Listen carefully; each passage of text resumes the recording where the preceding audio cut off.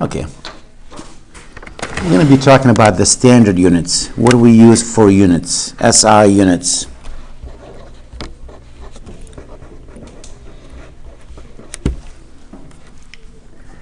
For length, when we start talking about wires, the length of the wire, the length we use meter. And when you write like 50 meters, you go 50 M. We use letter M.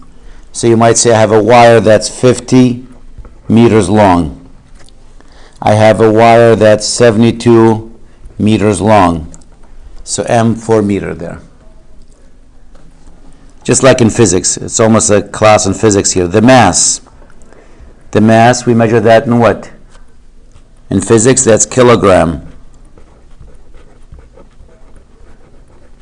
And the unit is kg. So you say, oh, this person has a mass of 45 kilogram. Or that person has a mass of 50 kilogram.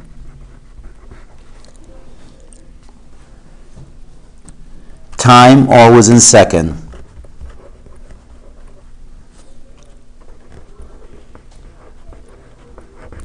So we use S. So if you say, I drove 2 hours. 2 hours is not good because you want it in standard time. An hour has how many minutes? 60? So that's 2 times 60, that's 120 minutes. Still not good. Every minute has how many seconds? 60, you multiply it by 60. Where's my calculator? 72. 72? 72. So 7,200 seconds.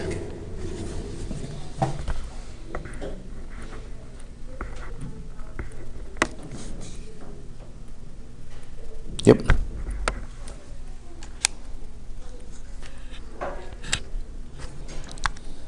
Clear F18.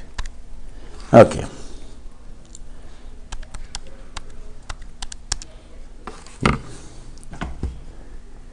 Now, current. Now we start talking about circuits. Electric currents.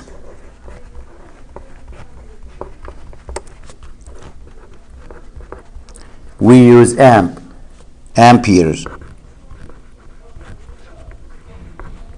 We use the letter A. As I said, I brought this power supply from my TV today because it's not working. And I'm going to try to fix it. But notice when you look at it, there's a fuse here. I'll put the power supply. And there's a fuse right here. I don't know if you can see it. Can you see it on the screen? And if you can read that, it says this is actually 3 amps, 250 volts. So if the current goes over 3 amps, that fuse will snap inside that. If the voltage goes over 250 volts, it will snap. This actually came from LG TV. My mother-in-law her house was hit by lightning and they shattered the chimney and 2 of the TVs don't work. This is one of them, the other one too. So I'm trying to find out where the problem, did it make it? One of the capacitor was blown. I replaced it yesterday. The black one actually right here, this capacitor was dead. You can see it was bubbling. You can tell when the capacitor actually explodes, this will open these 4 pieces. When it's flat like this, it's perfect. So that's the one actually I replaced yesterday. I plugged it in, that didn't change anything. I had to desolder it, take the solder out and redo it right there.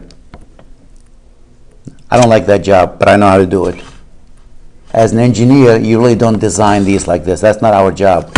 We design them on paper and we ship them out to technology people, mechanical engineering technology, electrical engineering technology, and they put it together. These days it's done by robots. It goes on, actually there's a program that will tell you what's the best way. What you're seeing here is heat sink. That's what these aluminum things are. On the inside it gets so hot, so you want it to cool down quickly. You attach these heat sinks so the heat will travel through a bigger piece. Imagine if you have that much heat, you're trying to put it like on a spot like this small. It's going to be very hot. It will turn red almost. By attaching that piece to it, you have a bigger mass. The heat will distribute evenly over it. And if you blow air on top of it, it will cool it down much faster. So you have a fan blowing directly over this to have the air flowing through it to make sure it doesn't stay hot. That's another heat sink and another heat sink. There's actually another shield that goes on top of that for more heat sink. I just took it out just to fit here. I'll connect it back right there. But you can see we measure current in amps. We measure voltages in volts. We have a lot of resistors here. We'll talk about them right there. I don't know if you can read the numbers. I can't read the numbers. They are in ohms. Right here we have capacitors, coils, inductors.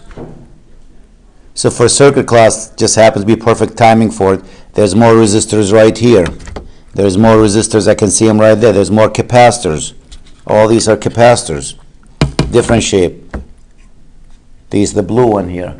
These are capacitors. This big tower is a capacitor. That's a big capacitor there. So when you unplug the power, it doesn't just discharge quickly. You got to wait a few seconds. You got to be careful when you touch this with your hand because you don't want to, you'll feel it. Has a voltage on it, high voltage. These will be smaller values, so you're okay there. But that's how we measure the current in amps or amperes.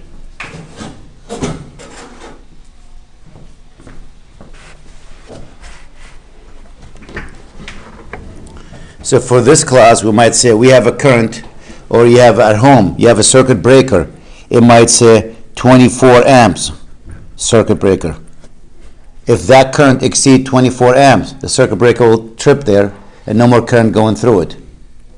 That wire can hold more than 24 amps. It gets hot. You don't want to burn the house.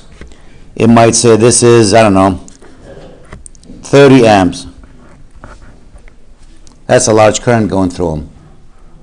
Do we ever use a symbol to show amps? Which one? The symbol, the horseshoe kind. This one like this? Yes. That's resistors, ohms. Oh. Yep. Temperature. Now normally for temperature, what do we use? Celsius? Almost. Kelvin, yes. Which is K. And usually that's what? Whatever the temperature in Celsius, add to it what? 273 degrees? That's what the Kelvin temperature is.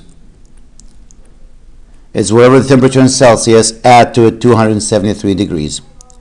Now these equipments actually will behave differently as the temperature changes. A lot of times when the TV is not turning on, you plug it, especially when some of the equipment is getting old, you'll hear clicking, clicking, clicking. When it warms up, it will kick in. My TV actually was doing the same thing. I have another TV. It was two of them got hit by lightning actually. One was Samsung, and when you listen to it, click, click, click, click, click, it wants to turn on. It turns on and shuts off. It turns on and shuts off. It was a capacitor, actually needs to be fixed. But once it gets warm, it stays on. So they do behave differently once the temperature increases. Either way, sometimes good or bad. I don't want to turn on when it's hot there just by itself. But the temperature does affect these devices there. Especially high temperature or low, very low temperature. You take your iPhone, leave it in the car when it's 20 below zero. Come to use it, what will happen? Nothing, won't even turn on. Same thing if it's hot. If you leave it in the car, 110 degree weather, for about 2 hours, you come back, you try and turn on, doesn't. Wait for a few minutes till it thaws out, or wait till it cools down, then we'll kick back in. Will work.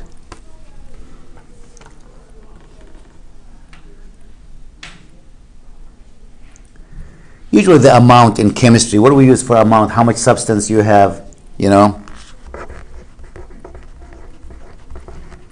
does not really apply to this class, but we're talking about SI unit, might as well talk about, yes.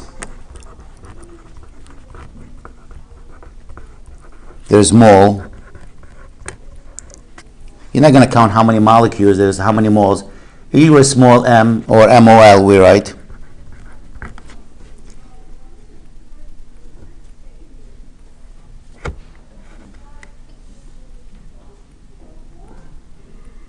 And intensity, that's brightness, light. Candela. Yep, candela. Like candle.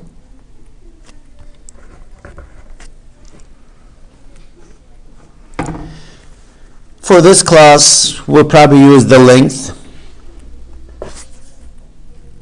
We'll use the time, second. We'll use the current. I notice the voltage is not really SI unit here, but we'll talk about when we get to it. We might talk about the temperature, somewhere on the equation, the temperature might come in. But usually, I'm using really current voltages in this class. It's circuit class. Ohms, resistors, the value of the resistor, how big is it? Now the problem, if the value is too big or too small, you're not going to write 2 million. Like if you have a resistor. Resistor, by the way, that name came up early. You saw what it looks like. I'll show you again on that board. It looks something like this, and it has wires on it. On that board it has a stack of them. That's what a resistor looks like. I got a stack of these. It's loaded with them. There's one right here. I can see it quickly. See, it just has band here, some lines. What the lines will tell me, actually, the value of that resistor. We have a color code chart that we go through. The first time you go to the lab, your lab is what, Monday? So Monday when you go to the lab, they're going to make you take 10 resistors. We're going to give you the color chart, and you can look at the color and tell us what the value of that resistor is. Then you're going to measure it. It goes, oh yes, it does fit. There is one more band. It's gold, silver.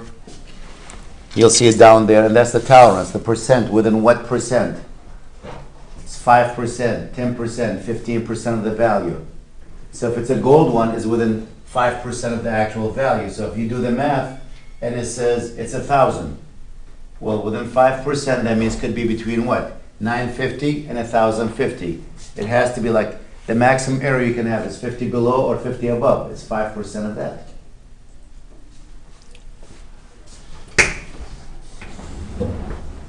But that's what the resistor will look like. Now, resistors usually come like in so capacitors too. The values of these capacitors and inductors really small. So you're not going to write a value of a resistor, go, oh, I got, well, you can write it.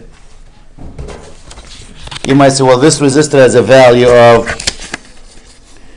17,230,000 ohm. That means ohm. That's what you asked about, the units for that.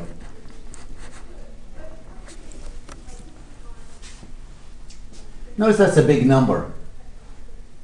Or you have a capacitor.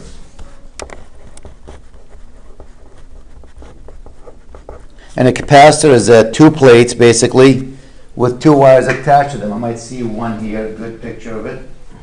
I don't know if you can see. There's one here, but you can't. There's a lot of them, but those are a better picture. See that blue one here? Can you see it on the screen? It has two wires coming down, one positive, one negative, and two plates between them.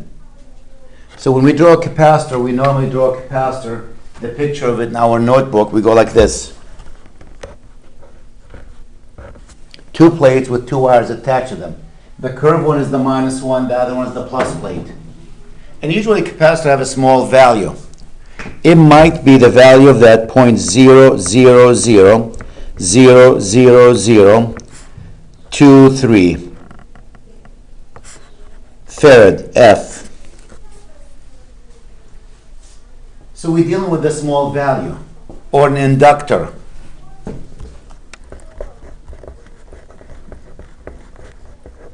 Inductor is a wire wrapped around like this. I'll show you one on the board.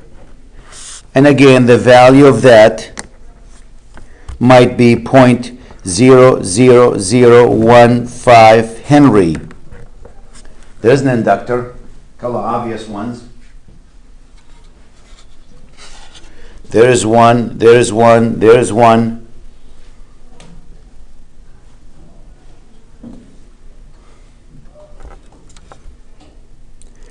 So you're dealing with large values and small values. You're not going to write them like that. I'm not going to write that. So how are we going to write them? So that's what I'm talking about these. We're going to use actually SI prefixes.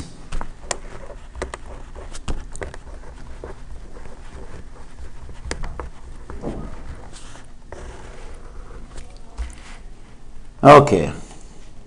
let me begin with the obvious one first. We'll use the milli. What's a milli? Milli, we use small m for that. Milli equals what? 10 to the negative 3. So I can write that as what? 0.15 millihenry.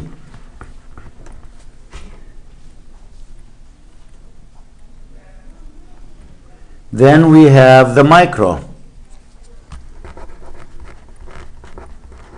Mu, which is 10 to the minus 6.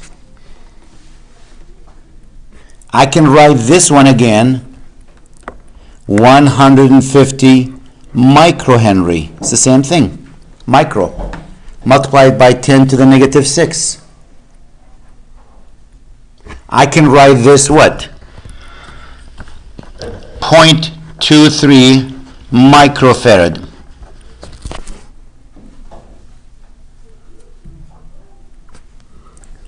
We have the nano.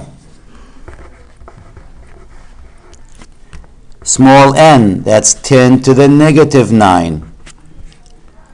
I can write this one, the capacitor, as 230 nanofarad.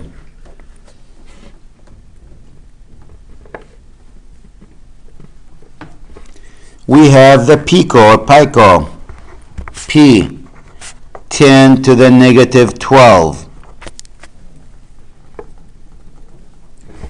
We have other ones, the femto, the atto, the zepto, but those are the common ones.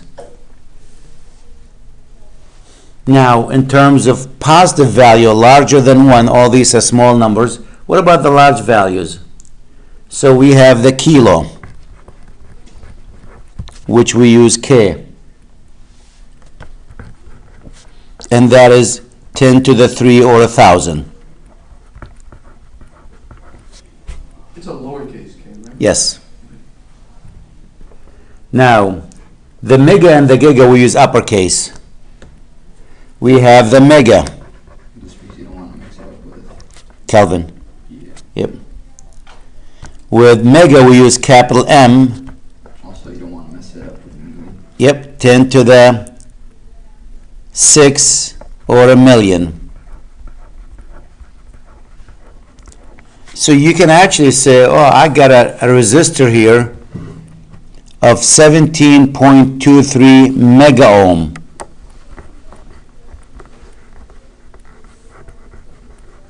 Capital M, mega. We have a giga, gigabyte, terabyte. What's a giga? Capital G, which is 10 to the 9. Your computer has 16 gigabytes of RAM. 16 gigabyte. 16 what? Billion. We have the tera, capital T, and that's a trillion. That's 10 to the 12. Your hard drive, 1 terabyte, 2 terabyte. Then we got the peta, we got the exa, and yep. Guess what Google stands for? 10 to the. Yes. A Google is 10 to 100. That's why Google. That's why they came up with that name. But those are the ones we use actually here in the lab in our class. Tera ohm, mega ohm, giga ohm. The resistor is always in the kilo ohm, mega ohm. Sometimes the giga ohm. Capacitor is always in the micro. Nanos, some picos. We use small values in the lab. Inductors always millihenry, microhenry. You know, we don't have henries. You know, that was a big capacitor. So millihenries, microhenries, that's what we deal with. Okay. Now, let's talk about So this is introduction to units.